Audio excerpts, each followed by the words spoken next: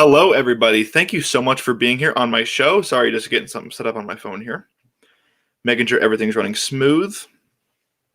Looks like we are set. We are good to go. Hello, everyone. Thank you for being here, obviously. I'm, of course, your host, Justin Jorgensen, and you are all just in time to chat to talk about one of the biggest and most, I think, unprecedented television series that I may have ever seen. I don't think anyone was expecting a show like this to take off and become as popular as it has. Looks like we got two people here. So I'm gonna let a couple more show up before I get into anything too spoilery, just because I want people to know. I put in the live chat. Let me know if you're here in the live chat. Drop a comment or something. But I did say this is a spoiler-filled discussion. This is going to be full. It's going to be filled to the brim with spoilers. Discussing everything that's been leading up to this point, episode 5, everything.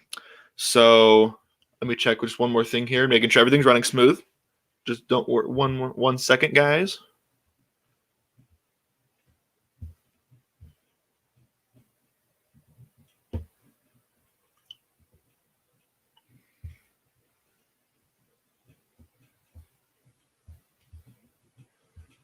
All right. Yes, we are good. So, WandaVision. Let's go. So, let's start from the beginning, shall we? Let's go all the way back to episode 1. So, episode 1 came out, and I really enjoyed it. For what it was, it was a silly, funny sitcom. As Darcy, what is her last name? Darcy something, but as she would say, a sitcom starring two Avengers. And that's exactly what it was. Wanda and Vision. WandaVision. Wow. I thought it was a good time. Nothing too strange happened. I mean, there were a couple things I was starting to catch on the first episode where I was like, that seems a little odd. But I thought it was fun. I'm not any of the people who were like, oh my gosh, it was a terrible show, but then episode 3 changed my mind. No. It's WandaVision. I've enjoyed it. I've enjoyed the entire show up to this point. Yeah, so there's that. I liked episode 1. Episode 2, I can't remember. Episode 1 and episode 2 kind of confused me a little bit in regards to what happened in which episode. I enjoyed, like I said, I've enjoyed every episode of the show thus far. Episode 2 was fun. Episode 3, I believe that was in color, right? Or maybe episode 2 was as well. I think it was just episode 3 and then on. And then, things started to slip through and we're like, wait a minute, what is this show actually about? And then, last week's episode 4 comes out and it shows what's been happening from Sword's perspective with Jimmy Woo. I love the fact also that they brought back Randall Park for Jimmy Woo. I thought that was amazing. And then Kat Dennings as Darcy. It's kind of not remembering her last name. 1 second, actually, here. Marvel, Darcy. What's her last name? Darcy Lewis. That's what it is. Okay, Darcy Lewis. I'm glad they brought her back. I've always enjoyed her. She was pretty much just comic relief in Thor 1 and 2, but I'm not gonna bash on her too much for that. She did a good job in what she was given. And then of course I'm glad they brought her back here, giving her something else to do it. And it shows that just because a side character kind of not retired, but just because they show up once and they don't show up for literally years, they can come back and they can do something. So I thought that was really cool. And I love, obviously, seeing Jimmy Woo. He was in Ant-Man and the Wasp. Seeing him back, absolutely love that. So that was cool. And then just seeing it also, for those of you who didn't know, Monica Rambeau, that is the little girl in Captain Marvel. That is the Maria Rambeau is one of Carol's friends in Captain Marvel, and that's actually her. So I had to explain that to some people that they didn't know that that's who that was. So yeah, she was in Captain Marvel, and now she's older, and I thought that was a cool little Easter egg that not a lot of people actually saw coming. But yeah, so that was cool, and like I said, I've enjoyed the entire show. I'm not interested in a sitcom starring two Avengers. I enjoyed everything that was the first 2-3 episodes, because there were still some hints at, okay, something isn't quite right here. Something is a little off, you know. So there's that. Give me one sec, guys. Sorry. Last time I tried to do a stream, it was really glitchy. So I keep checking just to make sure that things are actually working. And obviously my TV just shut off. So there's that.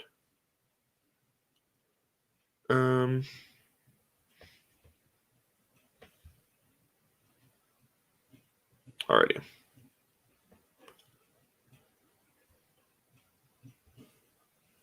All right. Yep, everything's good. Sorry about that, guys.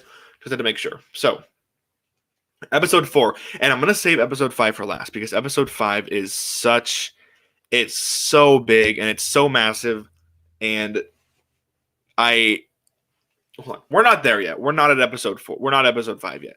So episode 4, obviously, there are a ton of Easter eggs. It explains why she's showing this through a sitcom style and how they have to, what is it? Cosmic radioactive something CRBM, something like that. CBM, I don't know. But Darcy explained it, and she explained it a lot better than I'm trying to explain it. But they see it, and the line where she's like, I need a TV, an old one, not a flat one. That was really funny because obviously box TVs, they can receive that stuff and it looks a lot better on those older TVs. So they do it. And I love that we see episode 1 through 3, and throughout the entire thing, we're like, this is odd. You know, something is definitely off here. And then episode 4 happens, and it shows everything that's left to that. It shows 1 through 3 through Sword's perspective. And I thought that was great. I thought that was a really effective way to show this. I thought it was a really effective way to kind of give us a little bit of a recap. We didn't really need a recap because it had just happened. Like episodes 1 and 2, they came out the same week. Yeah, so obviously we didn't need much of a recap. But yeah, I see there's one person here. Drop your theory. What do you think is happening in WandaVision? What do you think is going to happen in the future? All bets are off. This is a full spoiler thing. You have all been warned. Where was I? Episode 4. Okay, so episode 4 ends, and we can't. I haven't talked about Monica. So, man, I have so much that I want to talk about. So, you know, obviously, episode 4. Wanda figures out that Monica's trespassing, and then she gets all scary, and like the music kind of gets all ominous, and she's like, "You need to leave," and she shoots her out of the hex, as they call it in episode 5. And I thought that was really, really, it was crazy because, you know, obviously Wanda's obviously been a good guy up to this point, and I'll get to my theory on Wanda in a bit. But she does that, and I was like, okay, my theory is starting to come to pass. Cool. And then you get the picture. You get the image of Vision. He's dead, and he has the stone ripped out of his head. And like the reactions that I saw on YouTube were amazing. Of people were like, "Oh my gosh, what?" And this.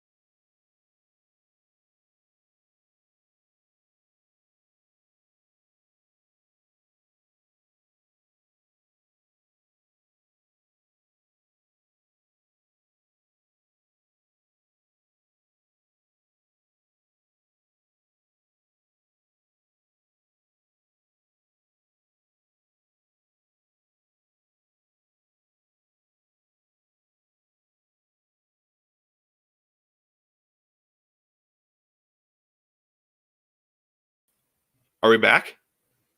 Did that actually work? Are we back? Oh my gosh, it worked. Okay.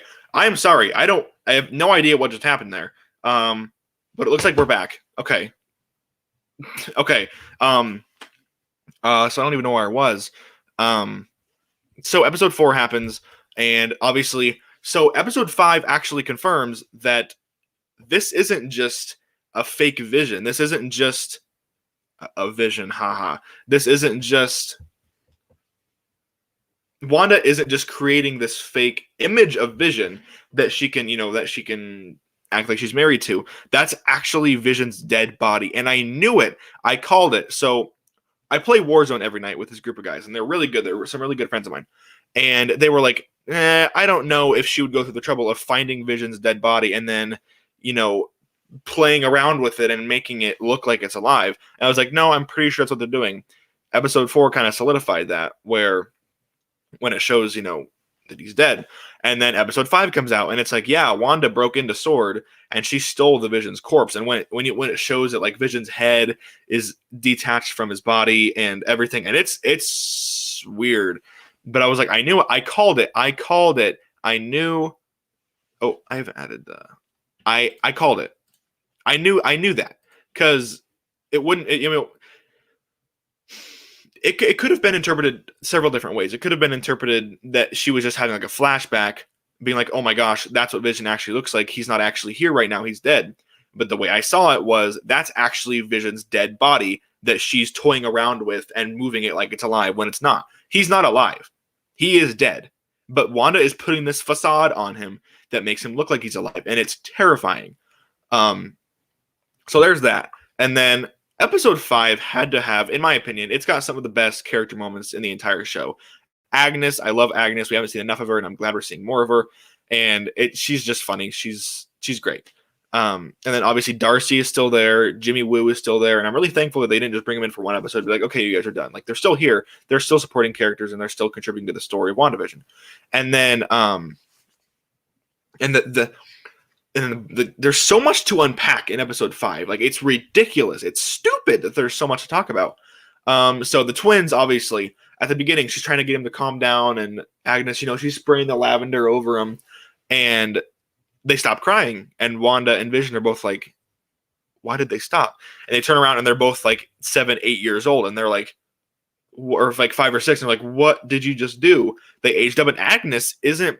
That's what I was confused by, is Agnes she wasn't shocked. She's like, she said some line where she's like, kids, you can never control them or something. And I'm like, they just aged up like 5 or 6 years and you're not even shocked by that, which I'm sure, I think Agnes is a witch. That's why she's always wearing the brooch necklace. So I'm sure that's what she is. But then they age up again later on, and then they're like 10 and 11, and they just keep aging up, and then they get the dog, and the dog dies. She was eating some poisonous berries from Agnes's yard, I believe. And Agnes is like, I'm sorry. By the time I got to him, it was already too late. And then Tommy and Billy, the two kids, are like, Mom, just bring him back to life. And Wanda's like, I can't, because Wanda can't bring people back to life. She could make anything she wants to in this reality, but it's not real. That's the thing. She could make Vision look like he's alive in this reality, but he's not. She can make whatever she wants in this reality, but in the real world, in the real tangible world, it's not real. And she wasn't about to reanimate a dog in front of Agnes. So she's like, that's not how this works. We're all alive. You can't bring someone back from the dead. And that actually hit me pretty hard when she's like, once someone's gone, they're gone. And then, like, you saw in her eyes where she's starting to realize, like, I can't bring Vision back because he's dead. I don't think Vision is going to come back physically after the show. I think that he's in the show. Obviously he's in the Hex. He's alive in the Hex, but I don't think he's going to come back alive in the real world. I don't. And then obviously the end, and they're fighting, and Paul Bettany has some amazing acting chops towards the end of this episode where he's yelling at Wanda. I was like, dang, like, calm down.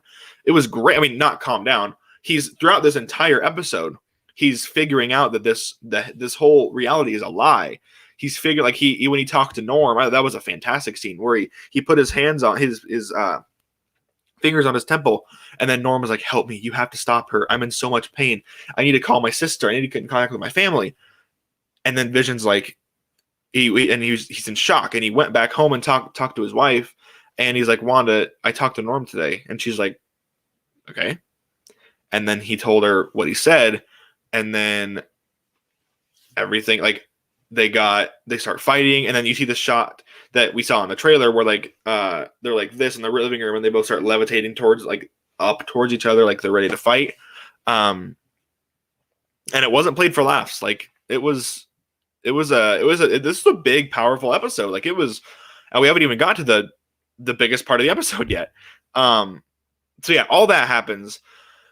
And then where was I talking about? Okay. So, and then Wanda's like, you think I'm controlling everything in this reality? You think I'm making everyone wake up in the morning? You think I'm making everyone go to school, mow their lawns, get to the dentist on time? And then she's like, you think I can do that? And obviously she can. That's what she's doing. This is all Wanda's doing. And then we hear a knock on the door, and I assumed it was just Agnes, like, because Wanda always does the thing where if there's tension, she has someone knock on the door, come in, and ease the tension to try to, break what was happening. I see that there are 2 people here. Awesome. Drop your theories in the comments in the live chat, and I will address them and tell you what I think. But so when I heard the knock, I didn't know what to expect. I was like, is this the cameo that Elizabeth Olsen was talking about? Is this just Agnes? And then, so when they knock, Vision gives her the super dirty look, and then Wanda's like, that wasn't me. And is that when Vision says, he's like, I don't know what to believe. I'm ignoring all statistics right now. I think that's when he says it. And then she's like, you don't believe me. Like, you don't believe that this isn't me doing this. And then they open the door, and you see the back of this head, and it's silver with, like the black highlights. It's like silver and gray with the black. And there is one character that we know that does that. Oh, okay. My comments actually aren't loading on my laptop, but they're loading on my phone for some reason. So Elijah Ree, hello, Elijah. I wish I could pin him on the screen, but I can't. But he says Wanda could have torn open the multiverse, and I think that's close to what. Oh, okay, now it's loading. Hey, now the comments are loading. Awesome. Wanda could have torn open the multiverse, and that's the thing. Like, that's what I don't get. I'm assuming they're going to clear it up. But now, do we have to think, like, is this... Okay, hold on. So, obviously, she opens the door, and it's Peter. It's Peter Maximoff. Because in the Fox X-Men universe, he goes by Peter, not Pietro. He opens the door, and it's him. And immediately after that, I called my uncle. I'm like, dude, like, you were right. Like, this episode is epic. Quicksilver's in this. What is happening? So, we see him, and it makes you think, did she tear open the multiverse? And if so, when did she do it? When did she tear it open in this episode? Or was it even in this episode? He's there, but then you have to think, because Darcy, she has this really important line where she's like, did they recast Pietro? Because obviously Pietro died in Age of Ultron. So you have to wonder, is this that Pietro, the MCU Pietro, just played by Evan Peters? Or is it Peter Maximoff from X-Men? I don't think that they would have cast Evan Peters as Quicksilver if they were going to revive Pietro from the MCU. I think this is definitely the X-Men, because he acts like the X-Men one. Like, he's like, well, I'm not supposed to hug. I'm not allowed to hug my long lost little sister. And he hugs her. And I was like, yeah, that's something that the X-Men Quicksilver would say. So I'm assuming as of right now that it's definitely Peter Maximoff. You can call him Pietro. I'm just going to call him Peter for the sake of that's his name in the X-Men films. So I'm assuming that's him because just the way he acted, and it's Evan Peters. He's Quicksilver, he's the Quicksilver from X-Men. He's one of the best parts of those movies, by the way. Why/how do you think Quicksilver is there? That is such a good question, and it's a very interesting one too, because like I just said on that last question, we don't know if she tore open we don't know if she tore open the multiverse. We don't know if we don't know if she did this. We don't know if I mean, okay, I'm sure she did do it, obviously, because this is leading into Spider-Man 3, which will lead into Doctor Strange 2 in the Multiverse of Madness, which Scarlet Witch, Elizabeth Olsen's Wanda Maximoff, is confirmed to be in Doctor Strange 2. So this three-part saga is the Marvel Cinematic Universe's multiverse saga. WandaVision, Spider-Man 3, Doctor Strange 2. That is the multiverse thing. And then you have to ask, was this the Luke Skywalker level cameo she was talking about? Because obviously this wasn't Luke Skywalker level. You know, it was amazing seeing an X-Man in the MCU. Holy crap. Like, did they just merge Fox's X-Men and the MCU? Like, did they just do that? But then you have to think, I totally just blanked. I just lost my train of thought. Wow. I was really going on really good there. But yeah, you have to, like, is this actually even Pietro? Like, is this not another illusion? Like, is Wanda not under control by some other being where she's making him see him? And the reason I think that this isn't the MCU Pietro, because A, the actor is different, and B, she didn't see him and give him a hug immediately. Like, oh my gosh, Pietro, I missed you. Because it's a different guy. This is a different Peter from a different reality. This is not Pietro Maximoff from the MCU. This is Peter Maximoff from the Fox's X-Men universe. So you have to think about what this means from every standpoint, because you have to think of, what does this mean if this really is Pietro Maximoff, Aaron Taylor Johnson's Pietro Maximoff, just played by Evan Peters? I don't know why they would do that. I think that's stupid. Whatever. Oh, Skyluke, I'm glad you asked this. So do you think Mephisto could be involved? I do not think he could be involved. And there's a reason for this. So China, the country, obviously, has a lot of rules and guidelines against scary supernatural stuff. You know, they're fine with horror. Like, they're fine with things like It and Annabelle and stuff. But when you get supernatural, like magic and like heaven and hell, which obviously to them is supernatural, you know, but to me, that's what I believe. That's what I will always believe. But to them, it's, quote, supernatural. So Mephisto, essentially, he's pretty close to, you know, Satan. He's kind of like Hades. He's the ruler of HE double hockey sticks. So if they were to bring him in, and this would lead into the next phase of the MCU, odds are they probably wouldn't be able to show this in China. So I don't know. It's definitely possible. I'm not going to say no, because obviously I'm not in the business. You know, I'm not in Hollywood. I'm not in contact with China, thankfully. So I don't know if they've, changed their, because movies that release in China are very different than movies released in America. Like Iron Man 3 had 4 minutes that we didn't even see. And it's Robert Downey Jr. promoting Chinese products. And we didn't see it, obviously, because it makes no sense. But it's what they had to do to make it release in China. And China is the second largest market for film. Movie theaters, Blu-ray, DVD, IMAX, all of that stuff. China is the second biggest market. So they're not going to shut them out by, and there are other ways to do this than with Mephisto. They don't have to use Mephisto. But it really, and maybe they could. I'm not saying they won't. But I'm saying that China has had a really hard time accepting things like that, where it deals with stuff like hell and the underworld and all that stuff. So I don't see them bringing Mephisto in, at least not yet. I don't know. And you think, honestly, I don't think he is involved. I think that obviously, in the next episode, most likely, we're going to see why Peter is there. Why is Quicksilver even there? What is the logic behind this? Why did he show up?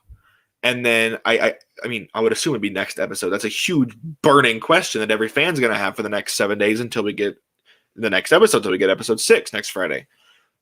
Which is also the day that Super Mario 3D World plus Bowser's Fury comes out on the Switch. Hold That's a tough one too.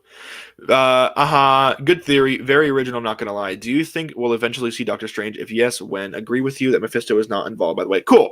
Yeah, I don't think he's involved. I think that they've got so much happening right now that Mephisto would just it'd be too much. I don't think Strange is gonna show up in this. He's already showing up in Spider-Man 3, which Spider-Man 3 will deal with the direct repercussions of what WandaVision is setting up. So whatever happens will affect Spider-Man 3 regardless. It'll affect it a lot. Doctor Strange is going to be the mentor figure in Spider-Man 3 because obviously we all know that Spider-Man isn't cool enough to stand on his own in the MCU, so they have to put in Iron Man or they have to put in Doctor Strange because Spider-Man is not cool enough to stand on his own, you know? Excuse me. But maybe Doctor Strange shows up sometime like really towards the end, but I'm not sure. But I do think that I think this show, this limited series is going to show that Wanda's going to be a big villain going forward. I think because she's confirmed to be in Doctor Strange 2, which takes place is the next movie after Spider-Man 3. I think she's going to be the villain of that movie. I think she's going to be one of, if not the main antagonist in Doctor Strange 2. So that's my theory about that. Keep that in mind. Elijah is back. I'm betting that we could possibly also see Magneto since he was Pietro and Wanda's parents in the comics. See? And Magneto is Pietro's father in the X-Men universe. In Apocalypse, they never address it, which is a shame because that would have been such a powerful moment in Apocalypse. I love the Apocalypse, by the way. But yeah, it's tough because I don't know, because in real life, Michael Fassbender is only 7 years older than Evan Peters. So, I mean, again, that doesn't matter because Evan Peters looks like he's in his 20s. Like, he looks super young. But I think that would be really powerful. And I don't know. I would love to see Magneto. I would love to see, and maybe it's Ian McKellen's Magneto. Maybe he shows up and maybe he's their father, like it would be merging the two different X-Men timelines into the MCU. Like you have the original trilogy right here with Ian McKellen, Patrick Stewart, Hugh Jackman. Then you have, the first class with James McAvoy, Michael Fassbender, Nicholas Hoult, is that his name? And Jennifer Lawrence. And then they merge together, boom, right in the middle, meeting in the MCU. I don't know, but it's definitely a possibility. We see that Evan Peters is here playing Quicksilver. So obviously anything is possible. We live in a world where Alfred Molina is confirmed to be playing Dr. Octopus in Spider-Man 3, and Jamie Foxx is confirmed to be playing Electro in Spider-Man 3. So really, nothing is off the table at this point. Okay, I've had this brought up to me before. Someone messaged me on Instagram saying they think Doctor Strange is going to be the Luke Skywalker type cameo. And that's not a bad theory. Doctor Strange is a very big name, especially since his solo movie really put him on the map. But we just saw him in Endgame. This would not be anything near Luke Skywalker level. Because we just saw him. Because Doctor Strange is in a lot of media, Seeing Luke Skywalker Mandalorian was so significant because it was merging the original trilogy, the sequel trilogy, and the Mandalorian in one. Luke Skywalker was out in the galaxy getting younglings and bringing him to his temple, i.e. Grogu and a lot of other ones. And then obviously we saw how that turned out with Kylo Ren and all that stuff. Oh, you meant Magneto. Got it. Sorry. That makes a lot more sense. That would be Luke Skywalker level. You're absolutely right there. I think Ian McKellen's Magneto would be a lot. I think he'd be a lot better. I love Ian McKellen's Magneto. I thought he was fantastic. He's just amazing. He's a great actor, and he played the role of Magneto so well. But yeah, dude, I can't even imagine that'd be so much to process. Both timelines of X-Men merging in WandaVision and then moving forward in the MCU. That's crazy. The fact that we have Quicksilver even it's crazy, and I don't even know what to think at this point. I don't know where they're gonna go. I mean, we still have 4 more episodes. We still have 6, 7, 8, and 9. We've still got 4 episodes to go. We are just over halfway done with this series, guys. But yeah, I mean, nothing is off the table. Or having even Tobey Maguire's Spider-Man show up, which I don't think is likely, but it's a possibility. It's the future of the MCU is looking bright. It's looking very bright, ladies and gentlemen. So yeah, that's essentially it. Yeah, it's phenomenal series so far. Like Marvel is knocking it out of the park. Loving everything. They're knocking it out of the Randall Park because he plays Jimmy Woo. That was funny. But yeah, it's a phenomenal show, and I'm loving everything about it pretty much. So you guys have any more last minute theories you want to drop on me before I sign off? Anything? My stupid hair. Sorry.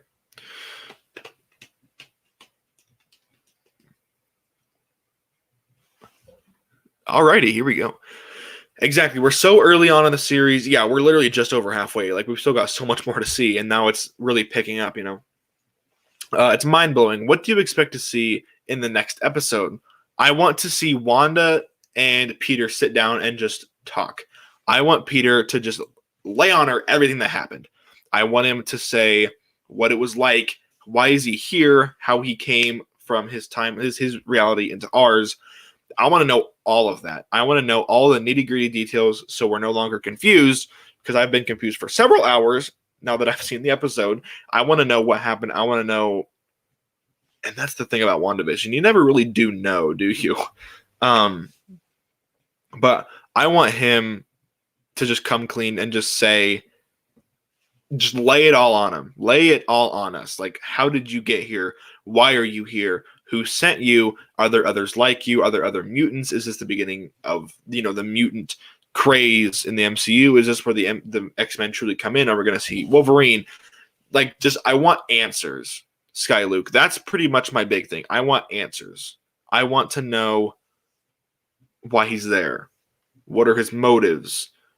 How he got there? All that stuff. That's my biggest thing. I want to know, essentially, why. That's it. I want to know why.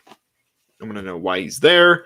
I want to know who sent him. I want to know who sent him. I want to know why that person sent him. Just everything. Elijah sends in a chat saying, do you think Hugh Jackman return as Wolverine since Quicksilver has appeared, opening up the possibility of the X-Men returning? See, that's the thing. I don't know.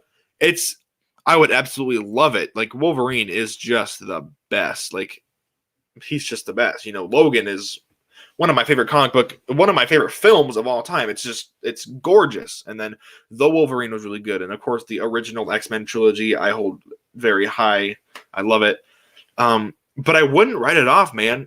I wouldn't say no. I'm not going to say no at all.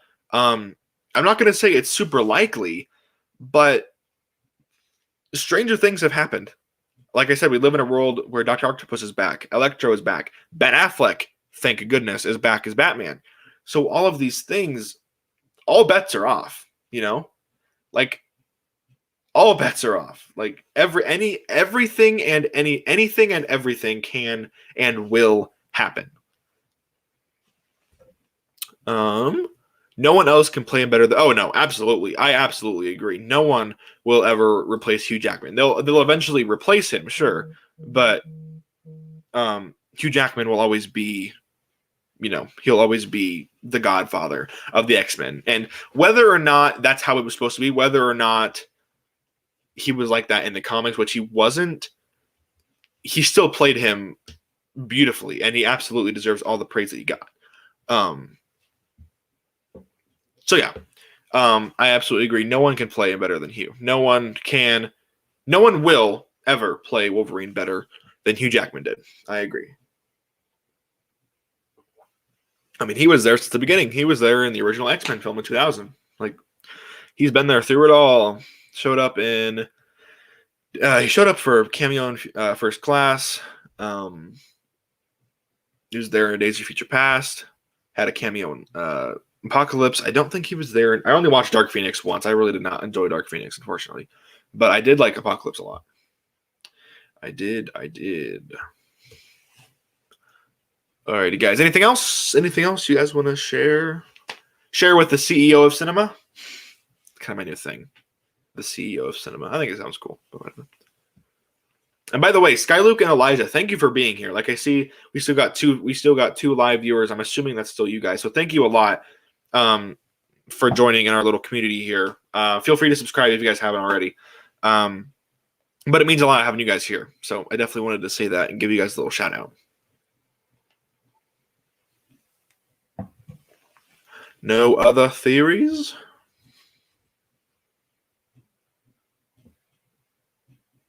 No other theories. But yeah, seeing Ian McKellen would be amazing. I have not seen Dark Phoenix, and I honestly don't think I want to. No. Elijah, let me ask, did you like Apocalypse? Right in the live chat. Did you like Apocalypse? Because Apocalypse is in my top 3 X-Men films. I loved it. I know it has problems, but I loved Oscar Isaac's Apocalypse. I thought he was a good villain. I thought everything just worked. I really, really thought that everything worked really well. You haven't seen Apocalypse either? Okay. Okay. Have you seen the original? Okay. Just tell me what X-Men films you have seen, because I'm not going to go one by one. So, oh, no problem, man. Thanks. Yeah, anytime, bro. Good. Cool. Yeah, let me know what X-Men films, Skyluke, you as well, if you want to. What X-Men films have you seen? You've seen the originals. So you haven't seen like First Class, Days of Future Past, any of those? Have you seen either of those? Okay, so the originals, Wolverine Origins, The Wolverine, and Days of Future Past. Okay. So kind of getting off topic here, but whatever. I mean, one of the X-Men is now in WandaVision, so I guess it kind of makes sense. So you've seen First Class. Okay. So you've seen all of them except Apocalypse. Oh, so you've seen all of them except Apocalypse and so you've seen all of them except Apocalypse and Dark Phoenix. Okay. I think Apocalypse it's definitely not a good ending to the trilogy, unfortunately, because they were expecting Dark Phoenix to be better. But it was Apocalypse was directed by Bryan Singer, so it had that classic X-Men feel. And same with Days of Future Past. Like, I loved it. Yes, Skyluke, absolutely. Logan is a true 10 out of 10. It is a masterclass film. Love everything about Logan. Dark Phoenix was really rushed because Captain Marvel was coming out the same year. Loved all the X-Men films, although Days of Future Past is my all-time favorite. I get that a lot. Yeah, Dark Phoenix really rushed. I wish it was better. I didn't think it was bad. Like, I'd give it probably like a 10. Like, it was just so aggressively mediocre, and I wish it was better. I do. Yeah, so there's that. But it's not terrible. 50% isn't bad. It's still not great, but X2 is personally your favorite X-Men film. Good taste. Awesome. It's funny. X-Men 3, The Last Stand, and X-Men Apocalypse are my 2 favorites. 2 of the most unpopular X-Men films are my 2 favorites. Disregarding Logan. Logan's obviously number 1. But if I'm going X-Men, it's X-Men The Last Stand, and then X-Men Apocalypse. I don't even know why. I guess I don't even know why I have a soft spot for Apocalypse, but I do. X-Men Last Stand, I just think it's a really underrated film. I just think it's actually I think X-Men 3 is actually good. Like I don't view it as a guilty pleasure movie. I view it as it's actually good. To me, obviously. Everyone to each his own. To each his own. But yeah. Closing thoughts, guys. Nothing is set in stone. Anything can and will happen. Anything can and will change in the ever-evolving Marvel Cinematic Universe that we are experiencing here today. I wanted to show one more thing off before I left. I don't know how many of you care, but I happen to collect vinyl. Just recently I started collecting them. Look at it's gonna be mirrored for you guys, but look at that. Batman v Superman, Dawn of Justice, the vinyl record. It comes with 4 different records. No, 3 different records, my bad. Last Stand has its flaws, but it's really good too. Yeah, I love all X-Men films. Like, just the battle with X-Men 3, and I think that, Famke Janssen, she's so hot, and she played Phoenix. I'm not judging it how hey bro, that looks dope. Thank you. Thank you. But I think that she played her so well, and I will never not cry at the end of X-Men 3 where she's like, kill me. Like, it's so sad because her and Logan were so close, and they killed off Cyclops, which I never loved Cyclops. But dude, and the score by John Powell, like, oh, it's so powerful. It gets me every time. Like, I feel the same way about Spider-Man 3 than I do with X-Men 3, if I'm being honest. My favorite of the trilogy. I know it's not the best made of the trilogy. I know X-Men 2, Spider-Man 2 is the best made. But X-Men 3, Spider-Man 3 are my favorite just because it has such a big emotional punch at the end. And it's great to me. I think it's awesome. I think it's really, really awesome. And yeah, I don't think it's a guilty pleasure at all. I think it's a genuinely well-made, well-put-together film, and I absolutely love it.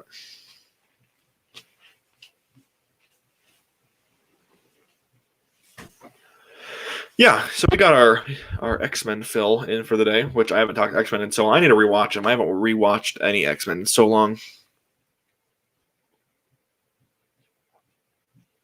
I think Logan was the last one that I watched. It definitely was, actually. Oh, dude, I know. Spider-Man 3 is my favorite too, man. The death of Harry, and dude, it's so sad. And I think Harry's is definitely sadder for me, but Famke Janssen, the way that she acts and the way that she portrayed her when Logan kills her, it's so powerful. Like when she's sobbing and it's got the score, and it's blaring. And she's got the storm around her, and then Logan finally gets there, and she's like, "Kill me!" And then he goes, "I'm sorry," and then he just boom, and then the score, no, like it's so good. I think Brett Ratner did an amazing job with X-Men 3. This is all of a sudden it did turn into an X-Men chat, and hopefully that's foreshadowing that the mutants are this close to being fully introduced into the MCU. Hopefully.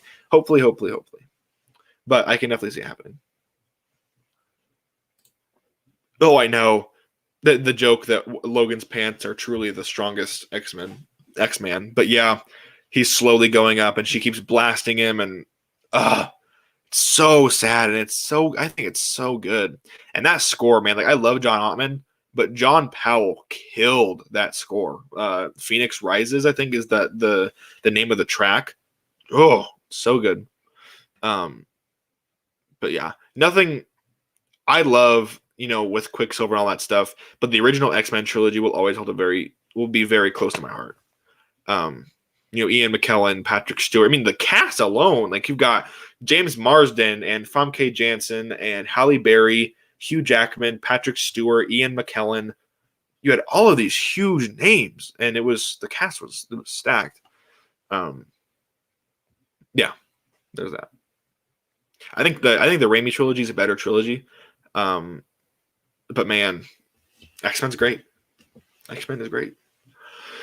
Alrighty, I think I'm gonna call it here, guys. Thank you all so much for tuning in. I think I definitely had some live viewers, and that's always fun to interact with you guys. I might be doing another WandaVision spoiler thing next week after episode 6 comes out. But we are rolling, guys. We've only got 4 episodes left, or we only got 4 episodes left. So thank you guys for tuning in. I hope you guys enjoyed. I will definitely be doing my show more often now. I know I said that last time, but I need to get back into it. I enjoy it so much. I love talking to you guys. Thank you guys for tuning in, and I will see you guys in the next episode.